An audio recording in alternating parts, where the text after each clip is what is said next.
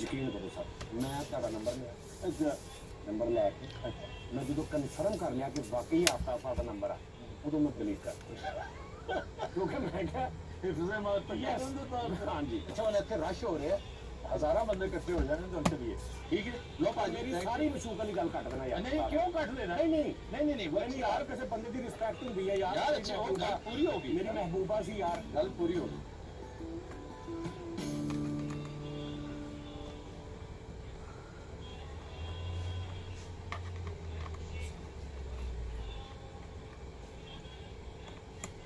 जिस धज से कोई मक्तल में गया वो शान सलामत रहती है, ये जान तो आनी जानी है, इस जान की तो कोई बात नहीं।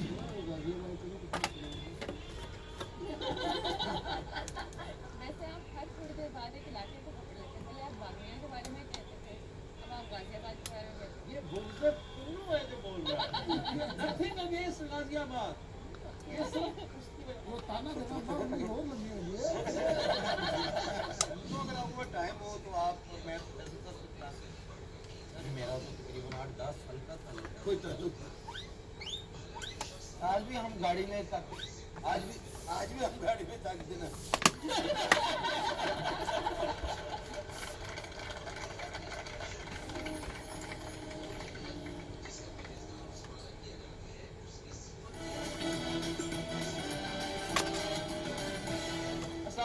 खबरार में खुशामदेद, मैं हूँ आपका होस्ट आफ्ताब।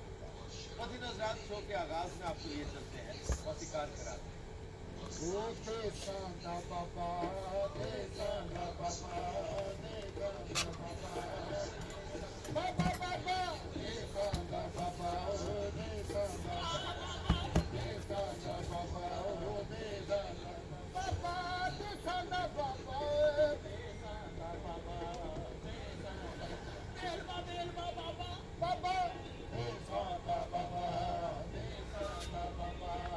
बाबा शादी के बारे में क्या करवा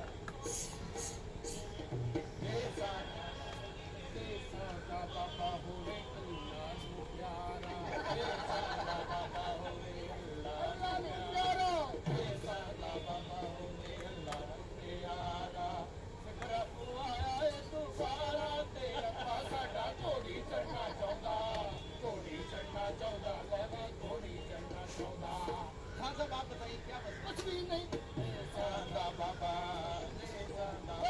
बस करो लवे मौला दी जात, मामे मौला साड़ पकड़ देने, मामा जी दा ब्याह करन लगा मैं। जिंदगी जब खाने खा लो तेरा दिल क्या नहीं हो आया। ਤੁਸੀਂ ਆਪ ਦੱਸੋ ਸਾਡੀ